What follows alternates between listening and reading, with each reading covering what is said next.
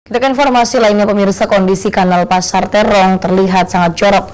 Sampah non-organik seperti baju bekas dan plastik kemasan nampak menumpuk di sepanjang pinggiran aliran kanal. Tak hanya itu, bau busuk yang menyengat juga dikeluarkan dari kanal ini.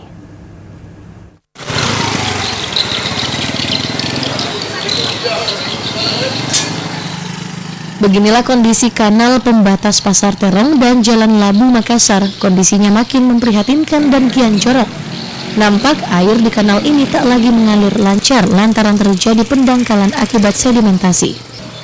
Di sepanjang aliran kanal, sampah non-organik seperti baju bekas, plastik kemasan, dan benda-benda bekas lainnya menumpuk di pinggiran aliran kanal. Tak hanya itu, bau busuk dari kanal juga tercium hingga ke permukiman warga sekitar. Ketua RT setempat Abdul Rashid mengatakan, setiap hari kanal selalu dibersihkan oleh petugas kebersihan bersama warga sekitar. Hanya saja penjual pakaian bekas dari Pasar Terong masih saja membuang sampah ke kanal, meskipun peringatan keras selalu diberikan.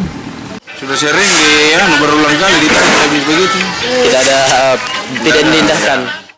Warga meminta pemerintah Kota Makassar segera mengambil tindakan tegas atas kebiasaan buruk pedagang Pasar Terong yang kerap membuang sampahnya ke kanal. Lantaran penumpukan sampah seperti ini dikhawatirkan dapat berdampak buruk bagi kesehatan penduduk sekitar.